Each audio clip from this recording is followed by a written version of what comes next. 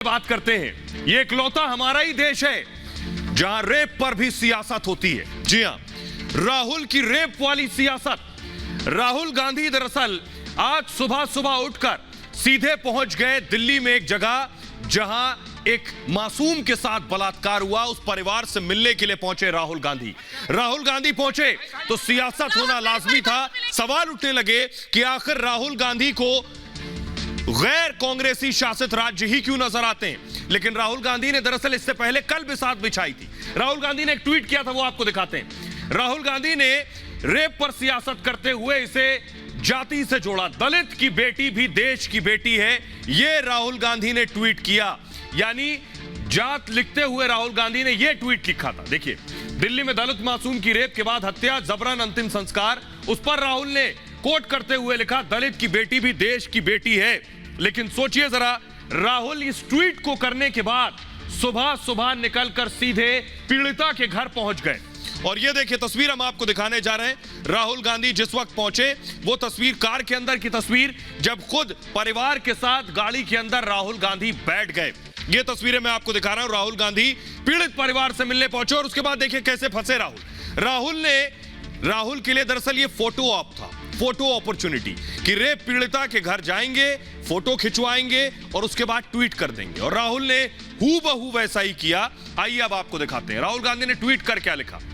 राहुल गांधी लिखते हैं, माता पिता के आंसू सिर्फ एक बात कह रहे हैं, उनकी बेटी देश की बेटी न्याय की हकदार है और इस न्याय के रास्ते मैं उनके साथ हूं। यहां तक तो बहुत अच्छा है कि एक बड़ी पार्टी का बड़ा नेता न्याय और इंसाफ की मांग कर रहा है। लेकिन राहुल ने जो ट्वीट किया वो तस्वीर मैं आपको दिखा रहा हूं। देखिए, इस वक्त राहुल गांधी ने पीड़िता 9 साल की मासूम रेप पीड़िता के मां बाप की तस्वीर भी सोशल मीडिया पर डाल दी, जबकि ये ऐसा करना सार्वजनिक रूप से अपराध है, अपराध की श्रेणी में आता है। ये जानते हुए राहुल गांधी ने पीड़ित मां बाप की तस्वीर को दुनिया के सामने साझा कर दिया।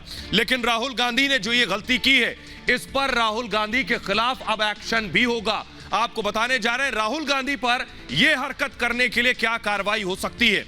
एनसीपीसीआर यानी national commission for protection of child rights, जिसे हम राष्ट्रीय बाल अधिकार संरक्षण आयोग भी कहते हैं, इसने एनसीपीसीआर ने 9 साल की दलित बच्ची से बलात्कार और हत्या मामले में दिल्ली पुलिस से एक डिटेल्ड रिपोर्ट मांगी है। एनसीपीसीआर ने दिल्ली पुलिस से 2 टूक पूछा है कि इस मामले में अब तक क्या क्या कार्रवाई हुई है, कार्रवाई रिपोर्ट दस्तावेजों के साथ सौंपें और यह रिपोर्ट 48 घंटे के भीतर भेज दी जाए। एनसीपीसीआर ने इस मामले में बहुत सख्त रुख अपनाते हुए ट्विटर इंडिया, जी हां, राहुल के ट्वीट की मैं बात कर रहा हूं, ट्विटर इंडिया को नोटिस भेज दिया है जिसमें राहुल के खिलाफ कार्रवाई की मांग की है। एनसीपीसीआर ने कहा है कि राहुल के पोस्ट से पॉस्को एक्ट का उल्लंघन हुआ है। राहुल का पोस्ट तुरंत ट्विटर से हटा दिया जाए और राहुल के ट्विटर हैंडल के खिलाफ कार्रवाई की जाए। इतना ही नहीं, राहुल गांधी पर कानूनी कार्रवाई भी हो सकती है, जिसकी मांग बीजेपी खुलकर कर रही है। तो सवाल यही है कि यह इकलौता हिंदुस्तान है जहां धर्म देखकर, जहां जात देखकर, जहां राज्य देखकर रेप और हत्या पर संवेदनाएं प्रकट की जाती हैं। देखिए जरा रिपोर्ट।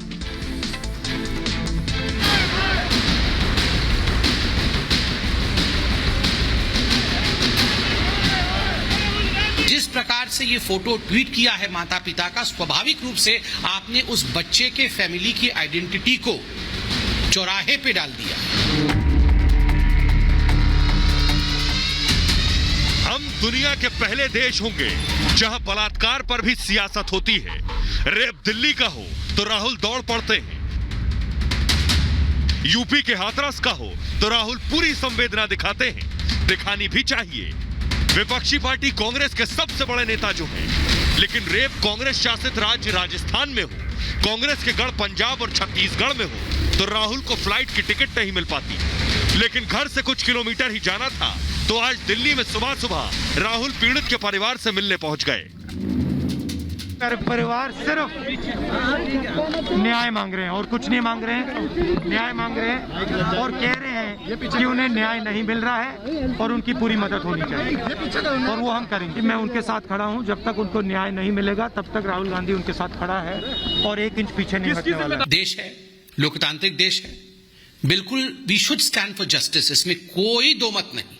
मगर सिलेक्टिविज्म, ये जो चयनात्मक राजनीति है और रेप जैसे जघन्य अपराध से राजनीति करने का प्रयास, ये उचित नहीं है।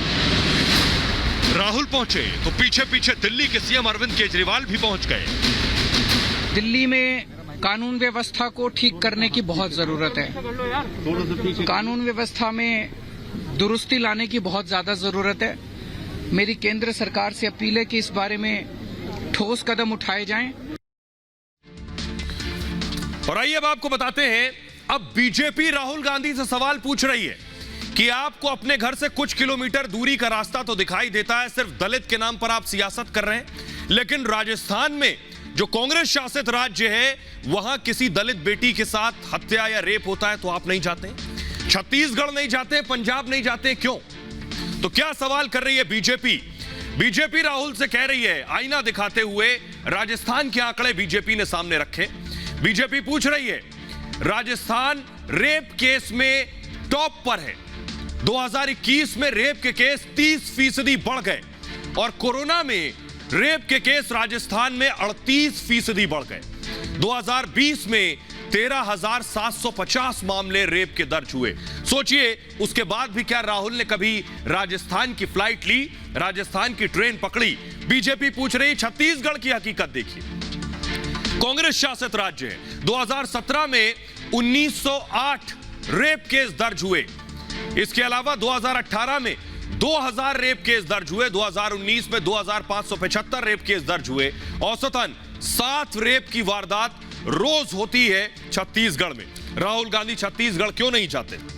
बीजेपी पूछ रही है, राहुल आखिर रेप पर सियासत क्यों करते हैं जब दूसरे राज्य में होता है? सवाल यह है कि आपको याद होगी वो तस्वीर जब हाथरस में, उत्तर प्रदेश के हाथरस में बलात्कार हुआ, तब राहुल गांधी और प्रियंका गए थे कार से और हंसते हुए रेप पहुंचे, हाथरस पहुंचे थे। फुल स्क्रीन जरा तस्वीरें दिखाऊं मैं, फुल स्क्रीन देखिए जरा, दोनों हंस रहे हैं, सुनिए भी जरा।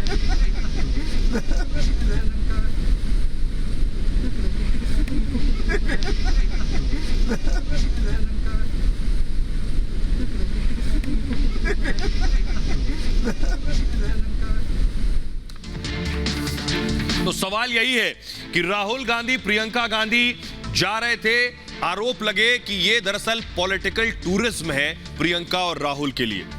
तो 9 साल की मासूम की रेप की कहानी आप सुनेंगे तो दिल दहल जाएगा।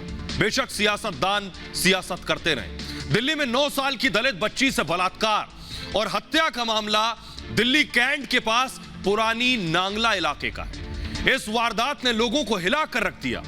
जिस तरह से बच्ची के साथ हैवानियत की गई, उसे सुनेंगे तो आपके रोंगटे खड़े हो जाएंगे। बच्ची की मां का कहना है कि मेरी बेटी शमशान से पानी लेने गई थी, पुजारी ने उसके साथ रेप किया, उसकी हत्या कर दी, उसने मुझे क्षण भर के लिए उसका शव दिखाया, मेरी बच्ची के होठ नीले पड़ चुके थे, हमारी मर्जी के बगैर पुजारी उसका अंतिम संस्कार कर रहा था।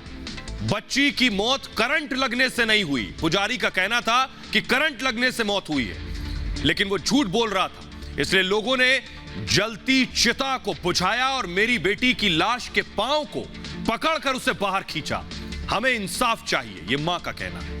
बच्ची के पिता ने भी उसके साथ दरिंदगी का आरोप लगाया है। बच्ची के पिता ने कहा, घटना के वक्त मैं बाजार में था, मुझे शाम 7:30 बजे पता चला जब उसका शव जल रहा था। मेरी पिटाई की गई और पुलिस में शिकायत नहीं करने को कहा गया। मुझे 20,000 रुपए का लालच दिया गया। गुनाहगार को फांसी की सजा मिले। इस बीच पुलिस ने इस सिलसिले में अब तक 4 लोगों को गिरफ्तार किया है, उन्हें जेल भेज दिया है। चारों को रिमांड पर लेकर पूछताछ की तैयारी है। चारों आरोपियों पर गैंगरेप, हत्या, पॉक्सो, SC/ST एक्ट, सबूत मिटाने और रिश्तेदारों को बिना बताए अंतिम संस्कार करने का मामला दर्ज किया गया है। तो कड़ी से कड़ी और सख्त सजा मिले और ऐसी सजा जो नजीर बने। बहरहाल खबरों में आगे बढ़ते हैं और अब बात करेंगे प्रधानमंत्री नरेंद्र मोदी की। प्रधानमंत्री नरेंद्र मोदी बोलेंगे तो दुनिया सुनेगी। जी हां, यूनाइटेड नेशन सिक्योरिटी काउंसिल में पहले प्रधानमंत्री हिंदुस्तान के होंगे जो UNSC की अध्यक्षता करेंगे और बोलेंगे यूनाइटेड नेशन सिक्योरिटी काउंसिल में। बड़ी चीज यह है कि जब प्रधानमंत्री नरेंद्र मोदी बोलेंगे तो पूरी दुनिया, पूरा विश्व उन्हें सुन रहा होगा। देखिए जरा रिपोर्ट।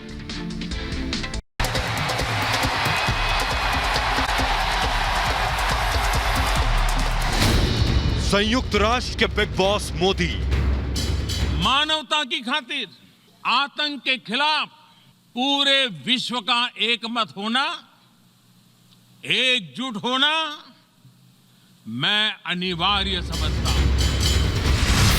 मोदी बोलेंगे, दुनिया सुनेगी। First Indian Prime Minister who has decided to preside over a meeting of the United Nations Security Council. UNSC का मंच, मोदी का संदेश।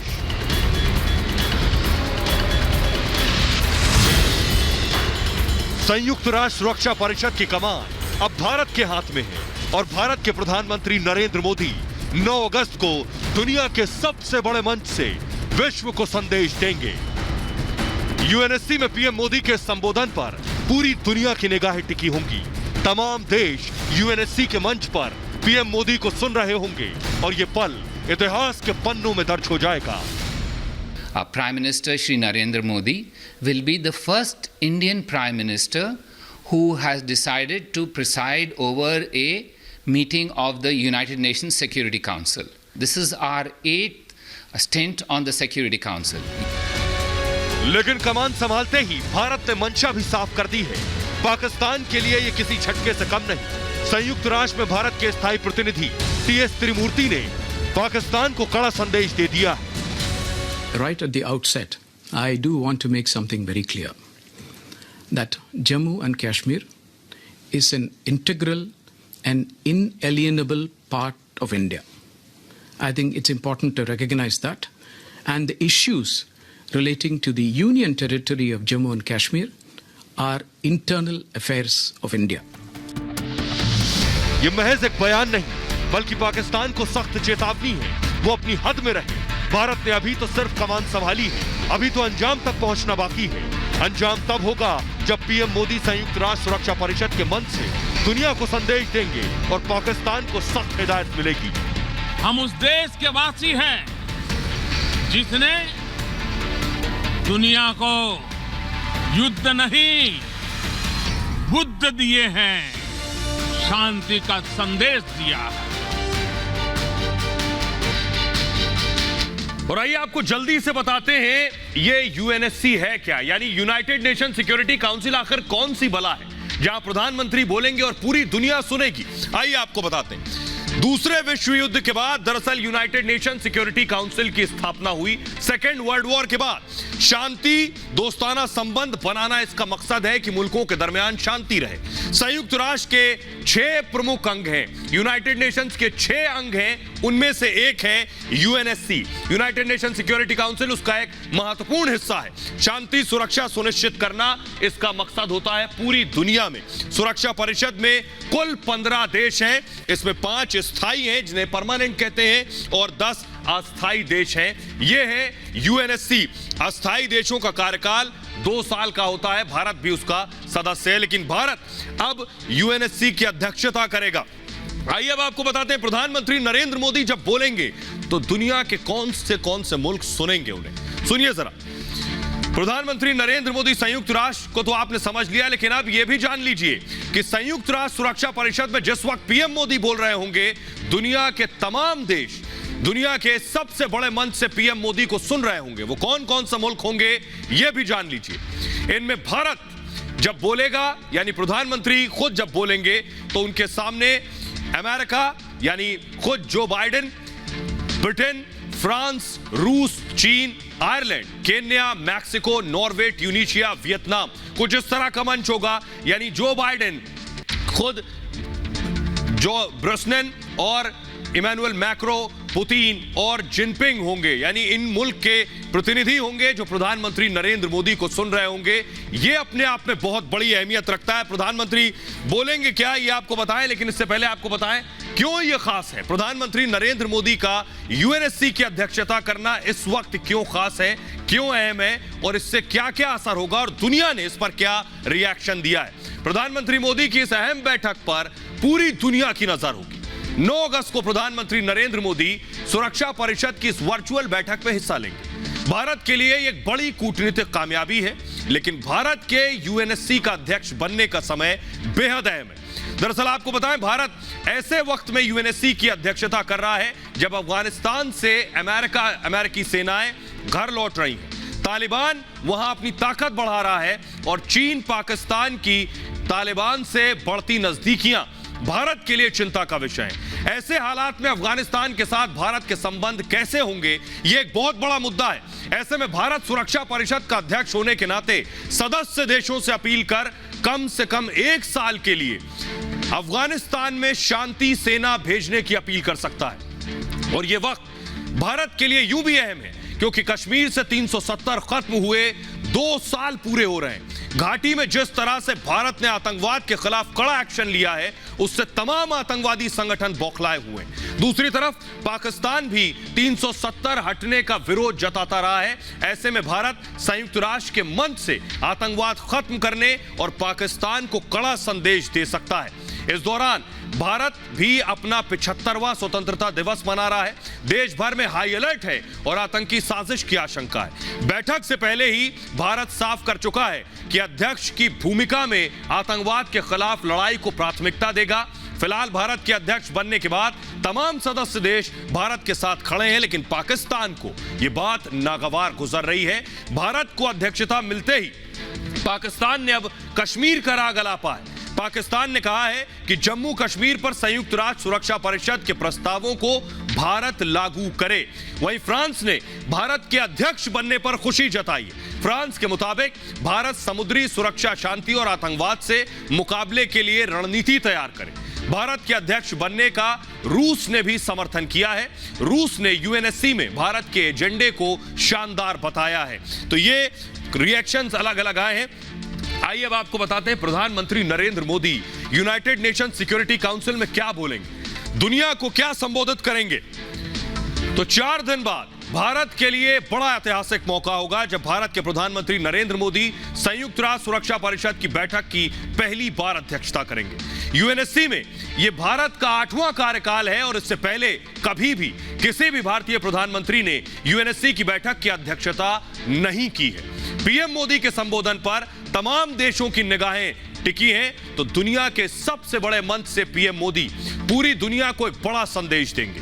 आतंकवाद के खिलाफ दुनिया के तमाम देशों से एकजुट होने की अपील करेंगे, दुनिया में शांति स्थापित करने का संदेश देंगे, साथ ही समुद्र सुरक्षा का मुद्दा भी उठा सकते हैं। तो प्रधानमंत्री ये संदेश देंगे। आइए अब आपको बताते हैं कि आखिर भारत कैसे बन गया यूएनएससी का अध्यक्ष। प्रधानमंत्री कैसे पहले प्रधानमंत्री होंगे जो संयुक्त राष्ट्र सुरक्षा परिषद में संबोधित करेंगे।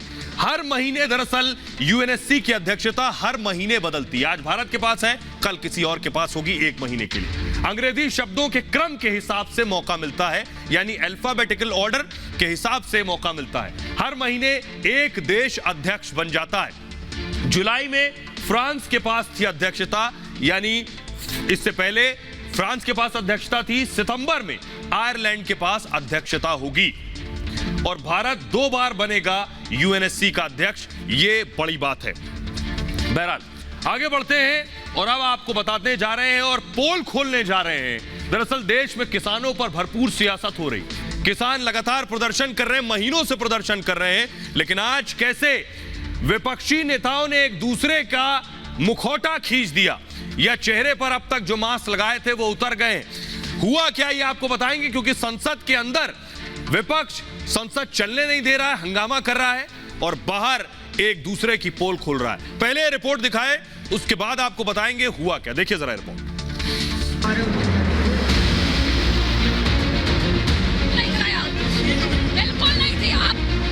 किसान कृषि कानून के खिलाफ महीनों से सड़क पर है। किसान के नाम पर विपक्ष देश की संसद नहीं चलने दे रहा। कांग्रेस, सपा, बसपा, अकाली समेत सभी विपक्षी ये साबित करने पर तुले हैं कि किसानों के असली हमदर्द तो वही हैं। लेकिन आज संसद के बाहर विपक्ष की पोल खुल गई जब कांग्रेस के सांसद रवनीत बिट्टू और अकाली सांसद हरसिमरत कौर बादल आपस में ही भिड़ गए। ये नकली है। ये बिल पास करवाया इन्होंने कैबिनेट में। बिल्कुल गलत। पार्लियामेंट से आप बिल्कुल नहीं कराया। कैबिनेट सी या नहीं होगा? बिल्कुल नहीं थी। आप भागे कि नहीं भागे? बोल रहे हैं कहने मैं मंत्री नहीं सी। किधर थे? बिल्कुल नहीं थे। कैबिनेट से इस्तीफा दे के भाग के आए। इस्तीफा पहला देता बाद कांग्रेस सरकार बिल के पंजाब में रद्द किया। ਜਦੋਂ ਬਿੱਲ ਪਾਸ ਹੋਇਆ ਕੈਬਨਿਟ ਦੇ ਵਿੱਚ ਬੈਠੇ ਸੀ ਤੇ ਇੱਕ ਵਾਰ भी इन्होंने उल्ट नहीं बोले कैबिनेट मंत्री होके। इस्तीफा बिल पास होने के बाद घर जाके इस्तीफा दिया। ये रोज ड्रामा करते हैं। कैबिनेट के मंत्री थे जिस दिन ये बिल पास हुआ। इनसे पूछिए राहुल गांधी कहाँ थे जब किसान के बिल आए थे? राहुल गांधी सोनिया गांधी कहाँ थे? और फिर ये पार्टी बाहर वॉकआउट करके, ये पार्टी ने वॉकआउट करके किसान के बिल पास करने में मदद करी। आज भी अपनी पार्टी को इकट्ठा करके, अपने पार्टी को इकट्ठा करके पास करा के दिया। नहीं बिल के साथ दे दिया गया। झूठ बोलना बंद करो। में बोलते रहे 2 महीने बड़े बादल साहब, छोटे बादल साहब, अज किथे ने 5 दिन बादल साहब हो गए। अकाली दल के प्रधान ने और गायब ने 5 दिनों तो पार्लियामेंट। आप किधर थे? आप किधर थे जब बिल पास हो रहे थे? आप किधर थे जब बिल पास हो रहे थे? अपनी पार्टी को तो तैयार करते। झूठ कैबिनेट मंत्री सी किसानों के साथ नहीं खड़ी है। किसान विरोधी सरकार। पूछो मंत्री सी या नहीं, कैबिनेट सी या नहीं है। उरे ड्रामा करते आके ਇਹ ਤਾਂ ਮਾਰਨ ਵਾਲੇ ਆ ਕਿਸਾਨਾਂ ਨੂੰ। ਇਹ ਤਾਂ ਬਿੱਲ ਪਾਸ ਕਰਾਉਣ ਵਾਲੇ ਉਰੇ ਡਰਾਮਾ ਕਰਦੇ ਆ ਖੜ ਕੇ ਪਾਰਲੀमेंट ਦੇ ਬਾਹਰ। बिल्कुल झूठे ने ये। कौन सी एकता? इन्होंने बिल पास करवाए, इनके साथ कौन सी एकता होगी? आप कहाँ सुखबीर बादल इनके प्रेसिडेंट? पूछो कहाँ है पार्टी के। 5 दिन हो गए, कहाँ इनके प्रधान? एक दिन भी प्रधान इन्हों दे पंजाब दे ने एक दिन भी थोड़े सुखबीर सिंह बादल 5 दिन हो गए गायब ने। प्रेस कॉन्फ्रेंस कर रहे उत्थे। दल की पोल खोल रहे थे, अकाली दल कांग्रेस की पोल खोल रहे थे। दोनों खुद को विपक्ष का चेहरा बता रहे हैं और किसानों के सबसे रहनुमा, हितैषी और करीबी बता रहे हैं, हमदर्द बता रहे हैं। आइए अब आपको बताते हैं दोनों एक दूसरे की कैसे पोल खोल रहे थे। दरअसल अकाली दल की पोल कांग्रेसी खोल रहे थे। क्या कहना था कांग्रेस का अकाली दल पर कि अकाली दल ऐसे तो लगातार प्रदर्शन कर रहा है, कांग्रेस भी किसान कानून के खिलाफ प्रदर्शन कर रही है। दोनों ही प्रदर्शन कर रहे हैं। हुआ क्या? संसद परिसर में अकाली भी डटे हैं और इसी कानून के खिलाफ कांग्रेस भी संसद के बाहर और अंदर प्रदर्शन कर रहे हैं। लेकिन किसान कानून के खिलाफ जो प्रदर्शन हो रहा है और इसके विरोध में राहुल गांधी ट्रैक्टर पर भी बैठ चुके हैं। आगे की कहानी यहां शुरू होती है। कानून बना उस वक्त हरसिमरत कौर बादल खुद सरकार में थी। कांग्रेस का कहना है कि आप तो खुद सरकार में थी जब किसान कानून आया। तो हरसिमरत ने कहा कि आपने तो वॉकआउट कर दिया उस दौरान, आपने सरकार को दरअसल समर्थन दिया, वॉकओवर दे दिया और बिना बहस के कानून पास हो गया। तो हरसिमरत पर कांग्रेस का कहना है कि कानून का विरोध तब आपने, जब विरोध शुरू हुआ तब आपने इस्तीफा दे दिया। आइए अब आपको बताते हैं कि लड़ाई के पीछे दरअसल असली वजह है चुनावी। तू मैं आपने करते दोनों नेताओं को देख लिया। अब चुनावी वजह देखिए। चुनावी वजह यह है कि पंजाब में सिर्फ कुछ महीने बाद चुनाव है और दोनों की किस्मत दांव पर है। कांग्रेस सत्ता में है, फिर सत्ता की चाहत रखती है कि दोबारा शायद सत्ता में आ जाए। अकाली विपक्ष में है और सत्ता में आना चाहती है। जीतने के लिए किसानों का समर्थन सबसे ज्यादा जरूरी है और कांग्रेस, अकाली, आम आदमी पार्टी में तिकोना मुकाबला यानी ट्रायंगुलर फाइट है। अकाली के साथ बीजेपी नहीं, मुकाबला कांटे का है। यह वजह है कि ये जो लड़ाई संसद के बाहर चल रही थी, ड्रामा पॉलिटिकल जो चल रहा था, किसानों को बताना था कि हम आपके सबसे करीबी हैं और हम ही को वोट कीजिएगा। बहरहाल आगे बढ़ते हैं और अब बात करते हैं तालिबान की। तालिबान पर अमेरिकी बमबारी की। अमेरिका ने तालिबान पर गोले बरसाए, बम बरसाए हैं। बेशक अमेरिकी फौज चली गई तालिबान से, लेकिन अमेरिका अभी भी रह रहकर तालिबान पर हमले कर रहा है। जहां आतंकी वहां एयर स्ट्राइक करके उन्हें मार गिराता है। पहले रिपोर्ट देखिए।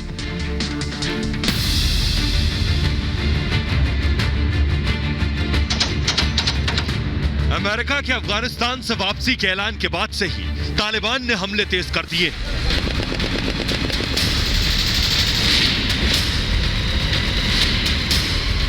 लेकिन अब जो बाइडेन के इशारे के बाद अमेरिका ने तालिबान के ठिकानों पर चुन चुन कर हवाई हमले शुरू कर दिए हैं। दक्षिण अफगानिस्तान में तालिबान का आगे बढ़ना लगातार जारी है। तालिबान ने हेलमंद प्रांत के 10 में से 9 जिलों पर कब्जे का दावा किया है। अमेरिका ने ऐसे सभी जगहों पर बम बरसाए जहां तालिबान आतंकी अफगान सेना पर हावी होने की कोशिश कर रहे थे। इस हमले में हेलमंद की राजधानी लश्करगाह सहित कई जगहों पर आतंकी मारे गए। लेकिन जब अमेरिका अफगानिस्तान से लौट रहा है तो बड़ा सवाल यह है कि अमेरिका के हवाई हमलों से तालिबान पीछे हटेगा। आइए अब आपको दिखाते हैं अमेरिका ने जो हमला किया तालिबान में, उसमें कितना नुकसान हुआ, कितने आतंकी ढेर हुए। अमेरिका ने हमला किया, एयर स्ट्राइक की। देखिए जरा, तालिबान के कई ठिकानों पर अमेरिका ने हमला किया है। अमेरिकी सेना ने एक एक ठिकाने पर चुन चुन कर बम बरसाए। 24 घंटे में, एक दिन के अंदर 375 आतंकी ढेर कर दिए अमेरिका ने। हेलमंद में कई जगहों पर हमले किए गए हैं। लश्करगाह में 75 आतंकी मार गिराए। तालिबान के 3 टॉप कमांडर अमेरिका ने ढेर कर दिए हैं अब तक के हमले में। लेकिन अमेरिका ने एयर स्ट्राइक क्यों की, आइए आपको बताते हैं। दरअसल कैसे रक्षा मंत्री जो अफगानिस्तान के, उन्हें मारने की कोशिश की गई है। देखिए, रक्षा मंत्रालय जो था उसे निशाना बनाया गया और उसके बाद तालिबानी आतंकियों ने फिदायीन हमला किया। उसके बाद देखिए आग का गुबार, ये देखिए धमाके की आवाज सुन रहे हैं, सब कुछ तहस नहस हो गया। ये जो आप देख रहे हैं आग के बाद धुआं उड़ता हुआ, और उसके बाद अंदर मंत्रालय के अंदर की तस्वीरें मैं आपको दिखा रहा हूं। बिल्डिंग टूटी हुई है, खिड़कियां टूटी हुई है। ये हमला किया, फिदायीन हमला आतंकियों ने किया। रक्षा मंत्री को मारने की साजिश थी, इसलिए सीधे रक्षा मंत्रालय पर अटैक किया। यानी ऐसा पहली बार है कि रक्षा मंत्रालय को टारगेट किया हो। आइए अब आपको दिखाते हैं कि तालिबान की बड़ी साजिश फेल हो गई। क्या हुआ डिफेंस मिनिस्ट्री के ऑफिस पर। दरअसल काबुल में कल रात 8 बजे हमला किया। तालिबान का कार बम धमाका हुआ। निशाने पर अफगानिस्तान के रक्षा मंत्री थे जो बाल बाल बचे। रक्षा मंत्री Bismillah Khan high security zone में हमला किया। सुरक्षा बलों से 4 घंटे तक मुठभेड़ हमले में शामिल रहे। चारों आतंकी ढेर कर दिए गए। सांसद के घर पर भी हमला किया गया। आइए अब आपको बताते हैं, इस हमले के बाद अफगानिस्तान में लोग सड़कों पर निकल आए। वो तस्वीरें हम आपको दिखाने जा रहे हैं तालिबान के खिलाफ। ये देखिए, बच्चे सड़कों पर आ गए, नारेबाजी करने लगे। गुस्सा इस कदर था, फुल स्क्रीन जरा तस्वीरें दिखाऊं। हाथ में झंडा लिए, एम्बियंस सुनाऊं अगर मैं, सुनिए जरा।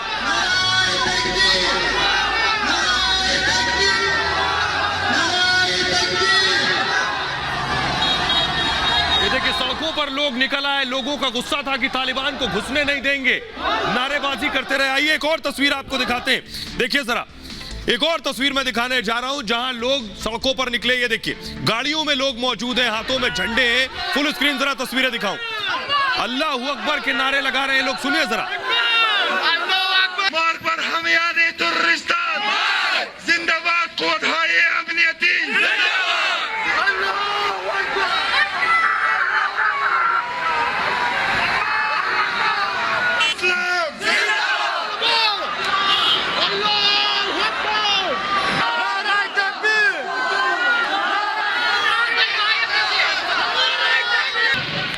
तो न सिर्फ लोग सड़कों पर उतरे, बल्कि अफगानिस्तान के उपराष्ट्रपति, ये देखिए अमरुल्लाह सालेह उपराष्ट्रपति खुद सड़क पर उतर आए तालिबान के खिलाफ आवाज बुलंद करने के लिए। ये उनकी तस्वीरें मैं आपको दिखा रहा हूं कि उपराष्ट्रपति जब सड़क पर निकल आए इस प्रदर्शन में शामिल होने के लिए। न सिर्फ उपराष्ट्रपति, आइए आपको दिखाता हूं मैं कि कैसे सेना, अफगानिस्तान की सेना पाकिस्तान के खिलाफ नारेबाजी कर रही है, पाकिस्तान को इसका जिम्मेदार ठहरा रही है। देखिए जरा तस्वीरें, नारे लगा रही। फुल स्क्रीन जरा तस्वीरें मैं दिखाऊं। अफगानिस्तानी सेना को आप देख रहे हैं जिन्होंने पाकिस्तान के खिलाफ नारेबाजी की है, वो भी बखूबी समझ रहे हैं कि इसमें पाकिस्तानी शामिल है। सुनिए।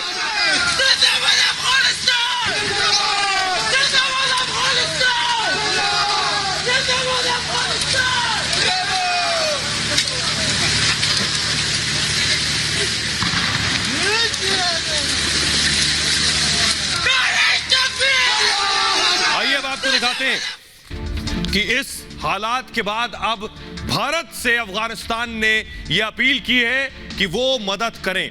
हिंदुस्तान से मदद मांगी है अफगानिस्तान ने। सवाल यह है कि क्या भारत इन तालिबानी आतंकियों को ढेर करेगा? क्या हिंदुस्तान अब अफगानिस्तान की मदद करेगा? पहले रिपोर्ट देखिए, फिर आपको बताएंगे कि अफगानिस्तान से किसने ये गुहार लगाई। देखिए रिपोर्ट।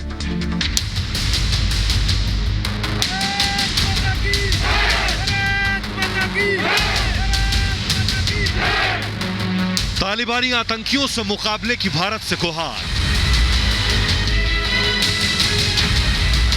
अफगानिस्तान की भारत से मदद की अपील।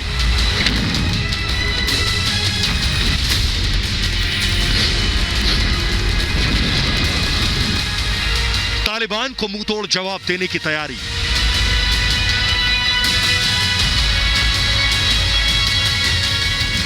तालिबान के हमलों के बीच अफगानिस्तान ने भारत से मदद की अपील की है। अफगानिस्तान के विदेश मंत्री मोहम्मद हनीफ अतमार ने विदेश मंत्री जयशंकर को फोन कर भारत से मदद मांगी है। अफगानिस्तान के विदेश मंत्री ने कहा है कि तालिबान लश्कर-ए-तैयबा और दूसरे आतंकवादी संगठनों के साथ मिलकर सुरक्षा बलों और आम नागरिकों पर हमले कर रहा है। इससे देश में हालात बेहद तनावपूर्ण हो गए हैं। एक तरफ अफगानिस्तान सीधे सीधे पाकिस्तान पर तालिबान के साथ मिले होने का आरोप लगा रहा है, तो दूसरी तरफ चीन ने तालिबानी नेताओं के साथ बैठक की। भारत की पूरे मामले पर नजर है और यूएनएससी की बैठक में बड़ा फैसला हो सकता है। और आइए अब आपको बताते हैं कि हिंदुस्तान से कैसे अफगानिस्तान ने मदद की मांग की है। अफगानिस्तान कह रहा है हमारी मदद कीजिए। आपको बताएं कि दरअसल अफगानिस्तान से फोन आया भारत से मदद मांगी गई। अफगान विदेश मंत्री ने भारतीय विदेश मंत्री एस जयशंकर को फोन किया। उन्होंने कहा लश्कर के साथ तालिबान हमले कर रहा है, यानी पाकिस्तानी लश्कर और तालिबान मिलकर हमले कर रहे हैं। लोगों पर तालिबान अत्याचार कर रहा है। अफगानिस्तानी विदेश मंत्री ने भारतीय विदेश मंत्री से कहा और उन्होंने कहा कि यूनाइटेड नेशन सिक्योरिटी काउंसिल यानी संयुक्त राष्ट्र सुरक्षा परिषद की आपात बैठक बुलाई जाए।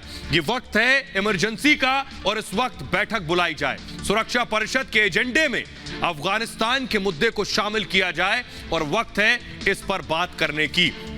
तो इसके अलावा आपको बताएं बाकायदा यूनाइटेड नेशन सिक्योरिटी काउंसिल ने भी तालिबान जिस तरह कब्जा जमाता चला जा रहा है, अफगानिस्तान में पैर पसार रहा है, उस पर विरोध दर्ज कराया है, बाकायदा चेतावनी जारी की है यूनाइटेड नेशन सिक्योरिटी काउंसिल ने। यूनाइटेड नेशन सिक्योरिटी काउंसिल ने चेतावनी देते हुए क्या कहा है वो आपको बताने जा रहे हैं। सुरक्षा परिषद का कहना है तालिबान में के जो हमले हैं उसकी निंदा की है सुरक्षा परिषद ने, लेकिन खुद अफगानिस्तान का कहना है इस पर इमरजेंसी बैठक बुलाई जाए। यूनाइटेड नेशन सिक्योरिटी काउंसिल ने मानवाधिकारों के उल्लंघन पर नाराजगी जताई है। यूएनएससी बैठक में बहुत अहम फैसला होगा इस पर, यह कहना है यूनाइटेड नेशन सिक्योरिटी काउंसिल का। 18 और 19 अगस्त को बैठक होगी, यानी 18-19 अगस्त को जो बैठक होगी उसमें जो हालात बने हुए हैं अफगानिस्तान के अंदर उस पर चर्चा संभव है। और हो सकता है क्या आने वाले वक्त में कोई पीस कीपिंग फोर्स अफगानिस्तान में भेजी जा सकती है। ये भारत की बात है। मैं इतना ही, अपना बहुत ख्याल रखिए। एक छोटे से ब्रेक के लिए रुक रहे हैं, लौट रहे हैं कुछ और बड़ी खबरों के साथ।